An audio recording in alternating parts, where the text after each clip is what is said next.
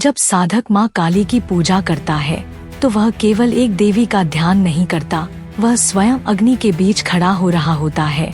एक ऐसी अग्नि जिसमें उसके सारे सामाजिक चीड़-छांट, नैतिक रूपांकन और सुरक्षागत भ्रम धवल हो जाते हैं। क्योंकि माँ काली का स्वरूप किसी को भी केवल श्रद्धा या प्रेम की भावना में बने रहने नहीं देती, वह उस साधक को अपने हर रूप में पिघलाती है, तब जाकर उसे पुनः ढालती है। और यदि साधक प्रतिरोध करता है तो उसे झुकाती हैं या तोड़ देती हैं।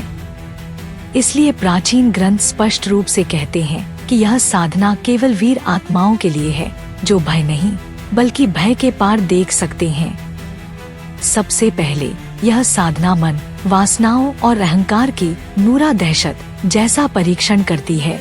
साधक की आत्मा के नीचे आयाम बनते जहर का जाल बुनती है, जिससे वह खुद को बचाता है, और तभी उसे एहसास होता है कि मैं शब्द सिर्फ एक छद्मटी का है। इसके बाद काली तपस्या उस झूठे आत्मस्वरूप को तोड़ने आती है, उस पहचान को जिसने उसे कई जन्मों तक बांध रखा था। जब मुंह से जप शुरू होता है क्री कालिकाय नमः, तो सिर्फ ध्वनि नहीं उठती, उसमें मातृत्व, विध्वंस और पुनर्निर्माण की शक्ति होती है। यह शक्ति साधक की अंतःकरण में इतनी तीव्रता से प्रवेश करती है कि कभी काला द्वार खुल जाता है, वह अंधेरे जो भीतर गहरा दबा था, और साधक उस द्वार से गुजरता है, जो कोई भौतिक रक्तपात नहीं बल्कि मानसिक, भावनात्मक और आध्यात्मिक रक्तपात होता है। उसे भूल जाना पड़ता है अपने सपनों को, अपनी आकांक्षाओं को, अपने आदर्शों को, क्योंकि काली की साधना स्वयं के अंश की मृत्यु होती है। इस प्रक्रिया में कई चरण आते हैं, जिसमें उसके पूर्व जन्मों की स्मृतियां जागृत होती हैं, उसके भीतर छुपे काले तत्व उभर आते हैं, उसकी इच्छाएं पत्थर जैसी ठंडी हो जाती हैं। लेकिन जब साधक हार कर चिल्लाता नहीं, तब माँ काली उसे छूती हैं, उसके अंदर विष की सीधी निर्ममता से निपटती हैं, फिर करुणा की ज्वाला से उस विष को पिघला देती हैं, और जब सभी आड़ियाँ टूट जाती हैं, तब साधक का अंतःकरण मुक्ति ज्वाला बन जाता है। यह ज्वाला अब किसी भय, समय या मृत्यु से नहीं डरती, क्योंकि उसकी संरचना ही बदल चुकी होती है।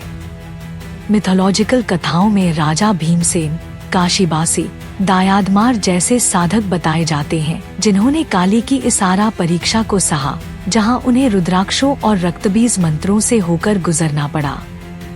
काली की पूजा केवल फूलों और झंडों तक सीमित नहीं होती, यह अक्सर श्मशान, रक्त अर्पण और खुले पेड़ के नीचे होती है, जहां साधक प्राकृतिक और अप्राकृतिक दोनों शक्तियों से भिड़ता है। प्राचीन काल से लेकर आज तक अनेक साधकों ने बताया कि काली की इस साधना के दौरान वे अंधेरी आकृतियों को देखते रहे, आत्माओं की आवाजें सुनते रहे, अंदर अचानक रक्त की रीढ़ महसूस हुई, जहाँ तक कि सादर भक्ति नामक संवेदनशील भावना क्षणभंगुर होती चली गई, और केवल वही बच गया जो अंत में कहता रहा, माँ अब मैं तुम्हें ही चाहता हूँ। और यही वह स्थान है जहाँ माँ काली कहीं कहती है, अब मैं तुम्हारी माँ नहीं रहूंगी, मैं तुम्हारी आत्मा बना दूंगी। इस पथ पर चलने वाला साधक अब कभी वापस नहीं लौटता। उसकी देह जिंदा रह सकती है, लेकिन उसमें अब एक मूक, भयमुक्त, स्वतंत्र आत्मा का स्थायी निवास हो चुका होता है। और यही शक्ति है, यही परिवर्तन है, यही विनाश है, जो केवल दलील के बुत पर विश्वास करने वालों के लिए नहीं, बल्कि तपस्या की अग्नि में तप चुके आत्माओं के लिए है। माँ काली की असली परीक्षा तब शुरू होती है जब साधक का भाव भक्ति से निष्काम समर्पण की ओर बदलता है।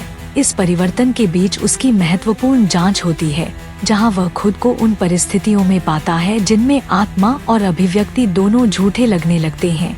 यह वह दौर है जहाँ इच्छाएं स्वतः ही क्षीण हो जाती हैं, लाभ, आराधना, ईगो, सामाजिक समर्थन सदैव पीछे छूट जाते हैं, क्योंकि साधक महसूस करता है कि इस साधना का सार केवल माँ से मैं के पार जाने में है। और इस बीच काली उसे अलग अलग रूपों में परीक्षण करती है। कभी अंधेरे में उसकी अपनी परछाई दिखा देती है, तो कभी उसके अंदर कामवासना को जागृत करके देखती है कि क्या वह अपनी ही कामनाओं को पूजा में बदल सकता है। फिर एक दिन साधक उस टूटे भाव को देखता है और चुपचाप रोने लगता है। क्योंकि उसे समझ आता है कि वह स्वयं ही अपने निर्माण का सबसे बड़ा दुश्मन था। इसी के बाद काली एक नया स्वरूप लेती है, वह सदा क्षमाता जो दर्द को अपनाती है। उसकी समग्रता में गोलकर उसे एक शून्यता में प्रकट चेतना की ओर ले जाती है।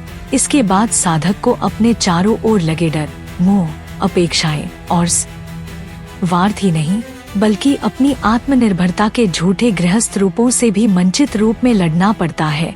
यह वह अंतिम युद्ध है जहाँ न कोई बाहरी शत्रु होता है, न कोई प्रत्यक्ष पीड़ा होती है, पर प्रत्येक क्षण साधक को यह झंझट खुद का सामना कराता रहता है। वह धीरे धीरे मैं शब्द को ध्वंसित करता जाता है और हर बार प्रमाणित होता है, अब मैं कुछ भी नहीं।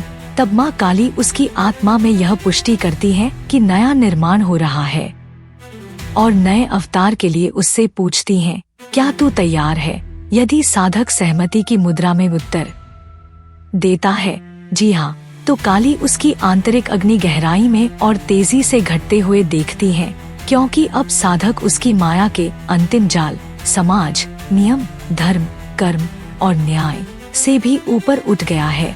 इस क्षण साधक को सच्ची स्वतंत्रता का एहसास होता है। न वह मृत नहीं, न जीवित, न अज्ञानी, न ज्ञानी, पर पूर्ण रूप से मुक्त।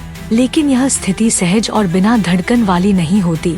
यह उस वक्राकृति जैसी होती है जो पहली बार मुक्ति का अनुभव करती है, जहाँ सांस का हर रुकना, हृदय की हर थाप, आँख की हर झपकी माँ के ध्यान की पूरी स्मृति खोल देती है कि मैं, धड़कन, आकार, पहचान, ये सब ब्रह्मा का ही विस्तार है।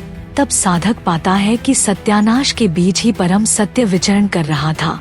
इस स्तर पर साधक काली के चरणों पर खड़ा होता है, पर अब वह नहीं, वह है माँ की चेतना से मुक्त होकर उसी में विलीन।